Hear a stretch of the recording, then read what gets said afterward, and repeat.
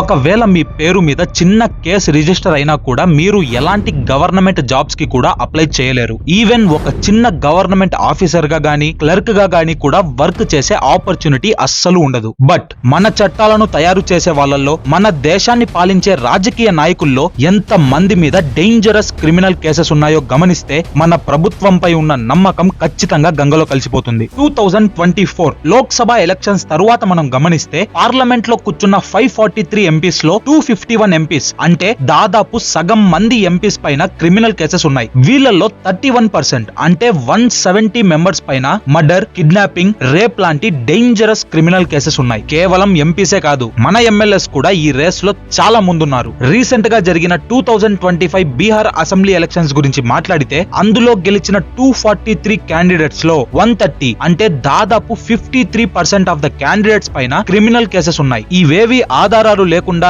ఎవడో వచ్చి FIR రాసేస్తే register అయిన కేసెస్ కావు. వాళ్ళ పైన ఉన్న కేసెస్ అన్ని సుప్రీం కోర్టులో ఫ్రేమ్ అయి ఉన్నాయి. అంటే పోలీస్ వాళ్లకు ఎవిడెన్స్లు, ఐ విట్నెస్లు దొరికిన తరువాతే కేసెస్ రిజిస్టర్ చేశారన్నమాట. చెప్పాలంటే ఈ ప్రాబ్లం చాలా చిన్నది అండ్ ఆ ప్రాబ్లం ని క్లియర్ చేసే సొల్యూషన్ ని ఇంప్లిమెంట్ చేయడం ఇంకా ఈజీ. బట్ ఈ ప్రాబ్లం పైన 1999 నుంచి యుద్ధం జరుగుతూనే ఉంది అండ్ ఇప్పటి వరకు ఇది సాల్వ్ అవ్వలేదు. 1999 లో association for democratic reforms ADR politics లో ఉండే క్రిమినల్స్ కోసం ఢిల్లీ హైకోర్టులో PIL వేసింది. ఢిల్లీ హైకోర్టు కూడా దీన్ని యాక్సెప్ట్ చేసింది. దాని తరువాత మనం ఓటు వేసి గెలిపించిన ప్రతి క్యాండిడేట్ యూనిట్ అయ్యారు. కాంగ్రెస్, బీజేపీ అని ఒక పార్టీ కాదు, ప్రతి పార్టీ అంటే గవర్నమెంట్ మొత్తం కలిసి ఈ PIL కి అగైనిస్ట్ గా సుప్రీం కోర్టులో అపీల్ వేసింది. ఇక్కడ విచిత్రం ఏమిటంటే ఇండియాలో ఏదైనా ఒక టెర్రర్ అటాక్ జరిగినా, సెక్యూరిటీ గురించి మాట్లాడినా ఏకమవ్వని మన పొలిటికల్ పార్టీస్ అండ్ లీడర్స్ ఈ PIL కి విరుద్ధంగా కలిసికట్టుగా అపీల్ చేశారు. లాస్ట్ కి సుప్రీం కోర్టు ఆ అపీల్ ని కూడా రిజెక్ట్ చేసింది. ఇక్కడ క్వశ్చన్ ఏంటంటే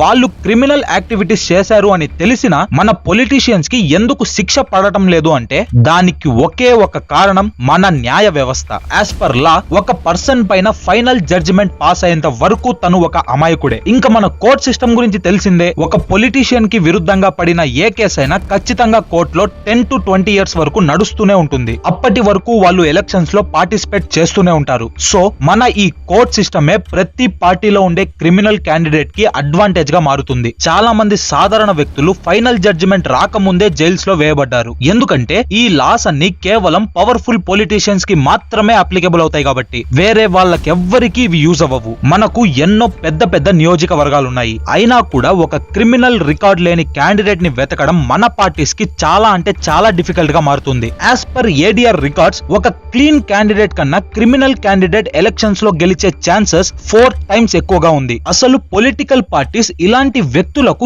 ఎందుకు టికెట్స్ ఇస్తుంది అండ్ ప్రజలు కూడా ఇలాంటి క్రిమినల్ క్యాండిడేట్స్ కి ఎందుకు ఓట్ వేస్తున్నారు? చూడండి, ఇదేదో అవగాహన లేకుండా తెలియకుండా చేస్తున్న ప్రాసెస్ అయితే కాదు. ఒక criminal candidate money and muscle యొక్క పర్ఫెక్ట్ కాంబో అన్నమాట. పార్టీ ఫండింగ్స్ కోసం, క్యాంపెయిన్స్ నడిపించడం కోసం, ఓట్స్ బై చేయడం కోసం ఒక పొలిటికల్ పార్టీకి చాలా డబ్బు కావాలి. ఆ డబ్బుని ఈ క్రిమినల్స్ ప్రొవైడ్ చేస్తారు. అదే విధంగా ఈ క్రిమినల్స్ కి లోకల్ సపోర్ట్ అండ్ నెట్వర్క్ చాలా ఎక్కువగా ఉంటుంది. బికాస్ ఆఫ్ దట్ ఆ పర్టికులర్ ఏరియాలో వాళ్ళు ఎలక్షన్స్ చాలా ఈజీగా గెలిచేస్తారు. ఎన్ని క్రిమినల్ కేసెస్ ఉన్న వ్యక్తి అయినా ఒక పార్టీకి ఆ వ్యక్తి గెలవడం మాత్రమే కావాలి. దీని కారణంగా ఇలాంటి క్యాండిడేట్స్ పొలిటికల్ పార్టీస్ కి హయ్యర్ ప్రియారిటీగా మారుతారు. అదే విధంగా ఎలక్షన్స్ లో పార్టిసిపేట్ చేసేకి వాళ్ళకు టికెట్స్ ప్రొవైడ్ చేస్తారు. But caste and system failure వల్ల ప్రజలు కూడా వీళ్ళకు ఓట్స్ వేస్తారు. ప్రెజెంట్ మీరు ఒక చిన్న FIR చేయాలి అన్న ఖచ్చితంగా సోర్స్ కావాలి. కానీ అదే మీ క్యాస్ట్ కి సంబంధించిన పొలిటికల్ లీడర్ దగ్గరికి వెళితే మీ పని ఖచ్చితంగా అయిపోతుంది. అదే విధంగా ఈ పొలిటీషియన్స్ ఒక స్ట్రాంగ్ మ్యాన్ ఇమేజ్ ని ప్రజల ముందు క్రియేట్ చేస్తారు. వీళ్ళను గెలిపిస్తేనే మేము ప్రొటెక్టెడ్ గా ఉంటాము, మా సమస్యలు తీరిపోతాయి అని ప్రజలు అనుకుంటారు. ఒక క్యాండిడేట్ క్లీన్ గా ఉన్నాడా లేదా అన్న దాన్ని పక్కన పెట్టి మా పనులు త్వరగా చేస్తున్నాడా లేదా అన్న దానికి ఎక్కువగా ప్రియారిటీ ఇస్తారు. ఈ విధంగా ప్రజల కష్టాలను తీరుస్తూ తీరుస్తూ తీరుస్తూ ఆ రాజకీయ నాయకుడు ధనవంతుడుగా మారిపోతాడు. ఎలక్షన్స్ గెలవడానికి ఒక సూపర్ హిట్ ఫార్ములా ఉంది. ఒక ఏరియాని సెలెక్ట్ చేయండి. ఆ ఏరియాలో ఏ క్యాస్ట్ ఎక్కువగా ఉన్నారో క్యాలిక్యులేట్ చేయండి. ఆ క్యాస్ట్ కి సంబంధించిన ఒక క్యాండిడేట్ ని మంచిగా చూపిస్తూ ఎలక్షన్స్ లో నిలబెట్టండి. సిస్టమ్ చేయని కొన్ని పనులను మీరు చేస్తున్నట్టు యాక్ట్ చేయండి. ప్రజలు మీకు ఖచ్చితంగా ఓటు వేస్తారు. ఒకవేళ ఆ ఏరియాకి చెందిన ప్రజలు బ్రెయిన్ ని యూజ్ చేయడం స్టార్ట్ చేస్తే, మీకన్నా స్మార్ట్ గా ఆలోచిస్తే వాళ్ళ మధ్యలో అల్లర్లను క్రియేట్ చేయండి. దట్స్ ఇట్, మీరు గెలిచేసినట్టే. చూడండి, 2024 జనరల్ ఎలక్షన్స్ లో ఇండియా 1.35 lakh crores ఖర్చు చేసింది. ప్రపంచ దేశాలతో పోలిస్తే ఎలక్షన్స్ కోసం ఖర్చు చేయడంలో ఇండియా నెంబర్ 1 పొజిషన్ లో ఉంది. మరి ఇంత అమౌంట్ స్పెండ్ చేసిన తరువాత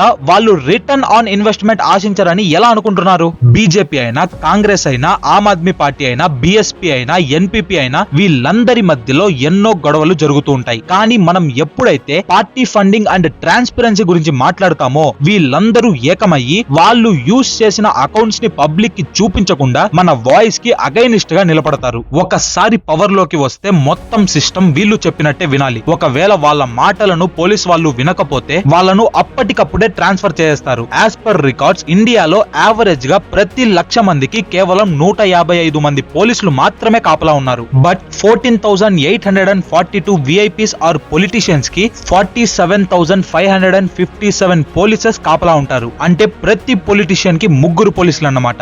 భారతదేశంలో ది వర్స్ట్ సీన్ ఏంటి అంటే ప్రజలు పోలీసులను చూసి సేఫ్ గా ఫీల్ అవ్వకుండా వాళ్ళను చూసి భయపడతారు. ఈ మొత్తం వీక్ సిస్టమ్ అనేది మన పొలిటికల్ లీడర్స్ కి చాలా బాగా సూట్ అవుతుంది. ఎందుకంటే ఏ రోజైతే ఈ సిస్టమ్ స్ట్రాంగ్ అవుతుందో అదే రోజు వీళ్ళ బిజినెస్ కుప్పకూలిపోతుంది. అసలు ముందు చెప్పాలంటే ఇదంతా మన తప్పు. మనము మేనిఫెస్టోలో వీళ్ళ నుంచి ఎలాంటి డిమాండ్స్ అడగము. మనం కేవలం మన రిలీజియన్ కి చెందిన పాయింట్స్ ఉన్నాయా లేవా అని మేనిఫెస్టోలో వెతికి ఉంటే హ్యాపీ అయిపోతాము. ఇండియా బ్రిటిష్ పార్లమెంటరీ సిస్టమ్ ని అడాప్ట్ చేసి అందులో షాడో క్యాబినెట్ అనే ముఖ్యమైన కాన్సెప్ట్ ని వదిలేసింది. దీని గురించి చాలా కొద్ది మందికి మాత్రమే తెలుసు అండ్ ప్రజలకు తెలియకుండా మన పొలిటికల్ పార్టీస్ దాస్తున్నాయి. షాడో క్యాబినెట్ అంటే ఏంటో ఫైనాన్స్ మినిస్ట్రీ ఎగ్జాంపుల్ తో చాలా క్లియర్ గా ఎక్స్ప్లెయిన్ చేస్తా. రూలింగ్ పార్టీ యొక్క ఫైనాన్స్ మినిస్టర్ తో పాటు ప్యారలల్ గా ఒక అపోజిషన్ పార్టీకి చెందిన ఫైనాన్స్ మినిస్టర్ ని కూడా అసైన్ చేస్తారు. రూలింగ్ పార్టీకి చెందిన ఫైనాన్స్ మినిస్టర్ యొక్క యాక్టివిటీస్ ని అపోజిషన్ పార్టీకి చెందిన ఫైనాన్స్ మినిస్టర్ ప్రజల వరకు చేరుస్తారు. సేమ్ ఇదే విధంగా ప్రతి డిపార్ట్మెంట్ లో జరుగుతుంది. దీని వల్ల పొలిటీషియన్స్ చేసే చిన్న చిన్న బ్లెండర్స్ ని